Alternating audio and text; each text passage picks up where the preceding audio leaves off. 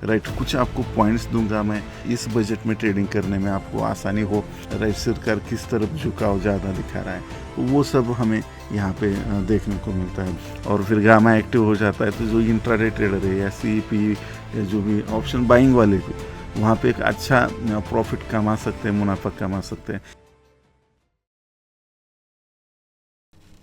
My dear commandos, ये video जो है बाकी जो यूट्यूब पे सारे वीडियोस आए हैं बजट के रिगार्डिंग, उससे सबसे हटके है, क्योंकि यहाँ पे कुछ ऊट पटांग स्ट्रैटेजी बताकर आप में एक लालच पैदा करने की मेरी कोई इच्छा नहीं है, राइट। एक दिन में पूरा का पूरा पिछला लॉस कवर कर लो या बहुत सारा बड़ा अमाउंट कमा लो, ऐसा मैं यहाँ पे बिल्कुल नहीं करूँ बताऊँगा।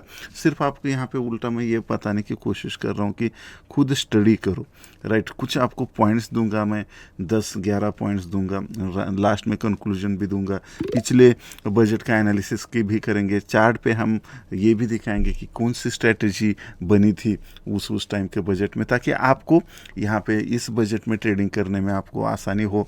दूसरा, यहाँ पे क्या स्ट्रेटजी अप्लाई करनी चाहिए वो भी हम यहाँ पे डिस्कस करेंगे। चलिए शुरू करते हैं।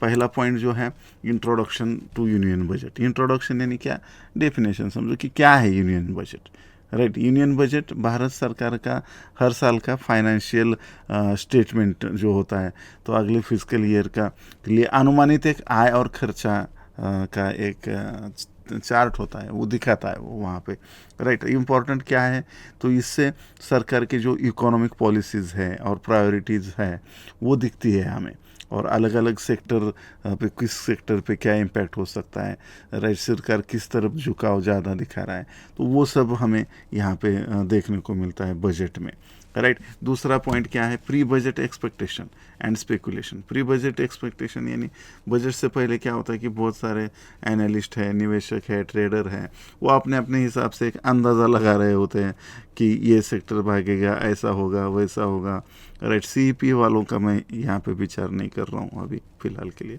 लेकिन ये सेक्टर ऐसा होगा, वैसा होगा, इस अनुमान किया जाता है, या अलग अलग अपने अपने तरीके से हर टाइप का ट्रेडर, हर टाइप का इन्वेस्टर अंदाज़ा लगाता है, तो लोग ये अनुमान लगाते हैं, तो ये हो सकता है, तो उसके आधार पर स्पेकुलेशन किया जाता है, राइट।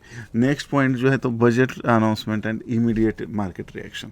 तो सब ट्रेडर के लिए ये सबसे अट्रैक्टिव पॉइंट होता है कि इमीडिएट मार्केट में क्या रिएक्शन आता है, तो उस रिएक्शन का जो मूवमेंट आता है उसको पकड़ने की कोशिश होती है। उस रिएक्शन के मूवमेंट से एक गामा एक्टिव हो जाता है, और फिर गामा एक्टिव हो जाता है तो जो इंट्राडे ट्रेडर है या सीईपी या जो भी ऑप्शन बाइंग वाले भी, वहाँ पे एक अच्छा प्रॉफिट कमा सकते हैं, मुनाफा कमा सकते हैं। अगर आप डिसिप्लिन ट्रेडर हो, अगर आप एक एक्सपर्ट ट्रेडर हो, तो ये आपको मूवमेंट खाने के लिए बहुत मज़ा आ सकता है, राइट। लेकिन आप बिगनर हो तो यहाँ पे रिस्क है, तो आपको ध्यान में रखना है, उस रिस्क को ध्यान में रखते हुए ही यहाँ पे हमें काम करना है, क्योंकि वॉलेटिलिटी बहुत ज़्यादा रहेगी, राइट। कुछ खास सेक्टर में तुरंत फ़ायदा या नुकसान होता है बजट के प्रोविज़न के आधार पर, कितना क्या प्रोविज़न किया है उस आधार पर। नेक्स्ट पॉइंट हम देखते हैं कि ये की budget provisions affecting to the market में क्या क्या जो मेन पॉइंट्स जो बजट के होते हैं, उस जो प्रोविज़न किया जाता है उसका क्या इम्पैक्ट होता है, जैसे कि टैक्स, राइट।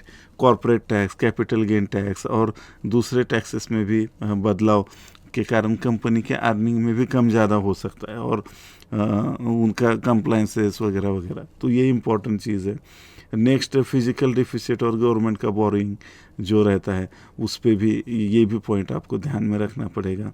बाकी सरकार का अधिक खर्चा रिलेटेड सेक्टर और ओवरऑल इकोनॉमिक ग्रोथ प्रोस्पेक्ट को बढ़ा सकता है, तो इसके लिए हमें देखना पड़ेगा कि एग्जैक्ट कौन से सेक्टर पे इम्पैक्ट होगा। Long term market trends and post budget.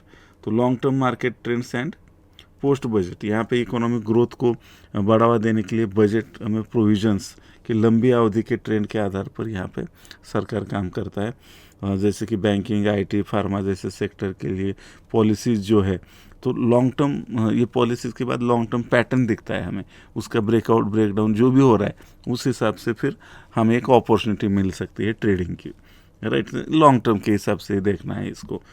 और सेक्टर स्पेसिफिक क्या हो सकता है, तो जैसे कि एग्रीकल्चर है, मैन्युफैक्चरिंग है, आईटी है, इंफ्रास्ट्रक्चर है, बैंकिंग है, एफएमसीजी है, ऑटोमोबाइल आदि सेक्टर बजट एलोकेशन और रिफॉर्म्स के आधार पर यहाँ पे उन पे प्रभाव होता है। तो हमें कैसे प्रभाव हो रहा है उसको वॉच करना है, राइट। उस सेक्टर बहुत इंपॉर्टेंट होते हैं, और फिर उस सेक्टर में जाके हमें एक बार पता चला कि ये सेक्टर बूम हो सकता है, तो फिर उस सेक्टर के हमें स्टॉक निकालने। तो स्टॉक में टेक्निकल एनालिसिस और फंडामेंटल एनालिसिस करके हम दोनों का कॉम्बिनेशन करके वहाँ पे अच्छे ट्रेड ले सकते हैं। लेकिन इसके लिए आपको रोज़ 9 बजे का लाइव अटेंड करना है, फ्री है।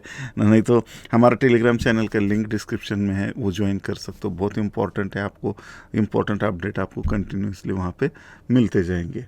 नहीं है आप ज्वाइन, अरे जाओ ना यार, लिंक डिस्क्रिप्शन में है। नेक्स्ट हम देखते हैं कि नेक्स्ट पॉइंट देखते हैं, impact on individual investor and institutional investor, यानी हम लोग रिटेल और वो जो इंस्टीट्यूशनल, इनमें क्या इम्पैक्ट होता है। तो नए टैक्स, नए लॉज, सेक्टर आउटलुक और ओवरऑल मार्केट सेंटिमेंट के आधार पर जो इन्वेस्टमेंट है उस स्ट्रैटेजी हमें डिसाइड करनी होगी। और जो एफआईआई है उनका तो प्रभाव होगा ही, क्योंकि वो भी बहुत इम्पोर्टेंट पार्ट है। तो बजट का एफआईआई का, क्योंकि बजट में कभी कभी एफआईआई, पीएफपीआई, इनके टैक्सेस में और कुछ भी चेंजेस हो सकते हैं थोड़ा बहुत, और फिर उनका भी नज़रिया क्या है इंडियन मार्केट को देखने की तरफ, और उसी टाइम में ग्लोबल मार्केट्स क्या बोल रहे हैं। क्योंकि अगर उनको अच्छी अपॉर्चुनिटी दिख जाती है एफआईआई को, तो यहाँ से पैसा उठा के बाहर भी लेके जा सकते हैं, या इनको इधर इंडिया में अच्छी अपॉर्चुनिटी दिखने लगी बजट के रिगार्डिंग, तो बाहर का पैसा इधर ला सकते हो। तो उस हिसाब से हमें इस को देखना पड़ेगा। नेक्स्ट पॉइंट है governments long term economic vision, right. तो बजट किस तरह से सरकार के लॉन्ग टर्म इकोनॉमिक लक्ष्यों को, जैसे कि डिजिटल इंडिया है, मेक इन इंडिया है आदि से अलाइन होता है कि नहीं वो इम्पोर्टेंट है। सरकार उधर एक बात कर रही है, इधर बजट में अलग ही है, और उधर भाषण में अलग ही बोल रही है। तो वहाँ पे भी थोड़ा सा राइट, जैसे कि हम कंपनी मैनेजमेंट के रिगार्डिंग एनालिसिस करते हैं, एज लाइक दैट आपको वहाँ पे बहुत बारीकी से देखना पड़ेगा, राइट। हिस्टोरिकल एनालिसिस करना है आपको। तो जैसे कि मैं आपको पिछले कुछ चार्ट दिखाता हूँ बजट में। अगर यहाँ पे निफ्टी का हम चार्ट देखते हैं, तो यहाँ पे आपको क्लियरली दिखाई दे रहा होगा कि ये देखिए यहाँ पे 21 का बजट है, 1 फरवरी 1 फरवरी को होता है, तो 2021। तो 21 में यहाँ पे एडवांस बॉम्ब का सेटअप बना था, सॉरी 21 में यहाँ पे एडवांस बॉम्ब का सेटअप बना था 9:45 को। तो वहाँ पे बहुत अच्छी रैली मिली, तो पहले ही हमें पता चल चुका था। दूसरा CSS लॉन्ग का सेटअप बना था, जैसे 3 कैंडल गुजर गई उसके बाद, तो 10:30-11 के बाद इसमें एक बहुत अच्छा CSS long capital shoot up setup बना था, राइट। तो ये हम हमारा अनुभव बता रहे हैं, तो हम जिस स्ट्रैटेजी से ट्रेड करते हैं वो बता रहा हूँ। आप अगर आपकी जो स्ट्रैटेजी है उस स्ट्रैटेजी को यहाँ पे लगा के चेकआउट कर सकते हो चार्ट को। तो हम एडवांस बॉम्ब और CSS से दोनों से बहुत ज़बरदस्त ट्रेड बने थे, तो इसलिए हमने ये आपको ये चार्ट, और वहाँ से एक अच्छी रैली हमें ऊपर की तरफ देखने को मिली। अगर आपको ये CS एडवांस बॉम्ब वगैरह सीखना है, तो आप chartkamano.com पे जा सकते हो, और ऑलरेडी आपने किया है तो आपको ये समझ में आ रहा होगा मैं क्या बोल रहा हूँ, राइट। नहीं तो आपकी खुद की स्ट्रेटजी भी अगर कोई होगी तो वो अप्लाई करिए। यहाँ पे नेक्स्ट देख लेते हैं कि 2022 में क्या हुआ था। तो एक गैप अप मार्केट ओपन हुआ, और उसके बाद जो है यहाँ पे बाप शॉर्ट पैटर्न बना, राइट। फिर एग्रेसिव, यहाँ पे एग्रेसिव कैपिटल शूटअप सेटअप बना, और उसके बाद एडवांस बॉम्ब भी बना, और एडवांस बॉम्ब, ये तीनों सेटअप यहाँ पे ज़बरदस्त बने, और एक ज़बरदस्त ट्रेड हमें 10:30-11 के बीच में बहुत ज़बरदस्त ट्रेड मिला। इधर ही मिला था पहले ही, लेकिन कन्फर्मेशन के बाद हम देखेंगे तो थोड़ा और लेट करेंगे तो भी चलेगा। और एक बहुत अच्छा ट्रेंड मिला हमें खाने को, राइट। और टैक्सी के पास फिर दोबारा आता था RR सेटअप, दोबारा आता था RR सेटअप, दोबारा आता था RR सेटअप, दोबारा आता था RR सेटअप, दोबारा आता, एकदम ज़बरदस्त ट्रेंड हमें मिला आफ्टर बजट। तो एक अच्छा खासा फॉल हुआ था। तो 2021 में मार्केट अप ट्रेंड में गया था, 2022 में डाउन ट्रेंड में गया था, राइट।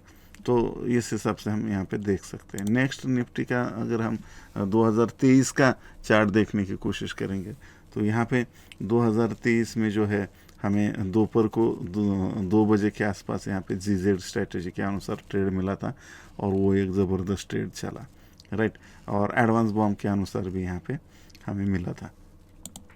बैंक निफ्टी के लिए देख लेते हैं। अभी बैंक निफ्टी में भी यहाँ पे 2021 का मैं पिछले 3 साल का ले रहा हूँ, राइट, ताकि बहुत ज़्यादा एनालिसिस करेंगे तो वीडियो बहुत लंबी हो जाएगी, ऑलरेडी लंबी हो चुकी है।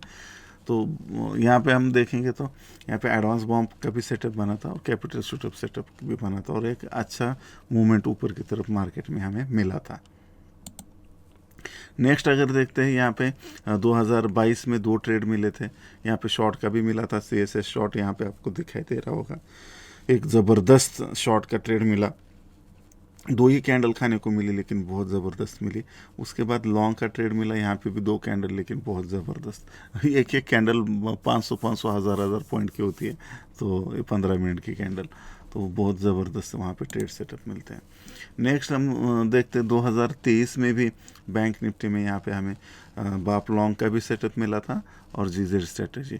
आप भी एनालिसिस करिए, आपको क्या लगता है कौन सा सेटअप मिला था 2021, 2022, 2023 में, तो मुझे नीचे कमेंट में बताइए, मैं आपको वहाँ पे रिप्लाई करूँगा। और आपके रिप्लाई अगर अच्छे हैं तो कुछ रिप्लाई को अगले वीडियो में मैं इंक्लूड भी करूँगा।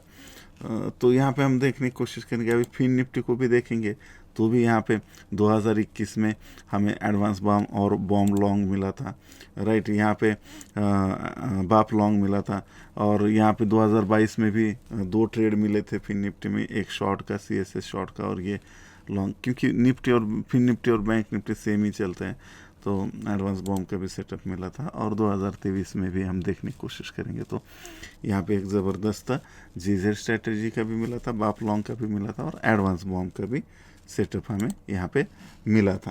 तो इस तरीके से हमने अभी डिस्कशन कर लिया। और नेक्स्ट पॉइंट देखते हैं तो रेगुलेटरी चेंजेस भी होते हैं, कुछ कंप्लायंसेस भी, क्योंकि क्या होता है कि कंपनी को कंप्लायंसेस के लिए भी बहुत खर्चा करना पड़ता है और कंपनी को हायर करना पड़ता है, उनके रिपोर्ट ऑडिट्स रहते हैं, तो उसका भी एक प्रभाव होता है। अगर नए कुछ कंप्लायंसेस निकालेंगे, क्योंकि पुराने कंप्लायंसेस की प्रैक्टिस हो चुकी होती है लोगों को, अगर उन्होंने नए कंप्लायंसेस निकाले कम तो यहाँ पे दिक्कत होता है। जैसे पिछली बार भी आपने देखा होगा old tax scheme, new scheme, old scheme, अभी भी लोग कंफ्यूज है ये लफड़े में। अभी कुछ लोगों को पता है लेकिन कुछ लोग अभी भी यहाँ पे कंफ्यूज रहते हैं। Next challenges and opportunity for investor, ये पॉइंट अगर हम देखने की कोशिश करेंगे तो ये दोनों है और कंक्लूजन हम निकालने की कोशिश करेंगे और फ्यूचर आउटलुक। तो यहाँ पे इंट्राडे ट्रेडिंग को हमें अवॉइड करना चाहिए। अगर आप ये एक्सपर्ट हो, आपकी प्रैक्टिस है या एडवांस बॉम्ब आपने मेंटोरशिप कंप्लीट किया है chartcommander.com से, या आपने कहीं से और सीखा है और आप एक्सपर्ट हो, तो आप यहाँ पे कर सकते हो ट्रेडिंग। लेकिन आपको नई कुछ स्ट्रेटेजी नहीं बनानी है मेरी माँ आज के लिए, बजट के लिए ये स्ट्रेटेजी वो स्ट्रेटेजी, ऐसा मत करो। एक फिक्स जो भी आप रेगुलर जिस स्ट्रेटेजी से आपने ऑलरेडी 100, 200, 500, हज़ारों ट्रेड लिए हैं, वही स्ट्रेटेजी अगर मिलती है तो ही ट्रेड करना है। ये तो आप कम से कम ये करो। और बजट के बाद, पोस्ट बजट के बाद आराम से स्टडी करके कौन सा सेक्टर चल रहा है, कौन से सेक्टर में अभी मोमेंटम आ रहा है, उस सेक्टर के कौन से स्टॉक ज़बरदस्त चल रहे हैं, कि कौन से स्टॉक ने ब्रेकआउट दिया है, ब्रेकडाउन दिया है, जो भी है, कौन से एक अच्छे पैटर्न बना रहे हैं, और फिर छोटे टाइम फ्रेम में आके हमें एंट्री दे रहे हैं। ऐसे स्टॉक पेपर हम साल भर ट्रेड कर सकते हैं। तो मेरी ढेर सारी शुभकामनाएं तो आपके साथ सदा रहेगी। मेरे साथ कनेक्टिंग रहने के लिए टेलीग्राम चैनल पर ज़रूर ज्वाइन होना। तब तक के लिए हंसते रहिए, हंसाते रहिए, यूं ही खुशियाँ बांटते रहिए friends. Bye bye for now.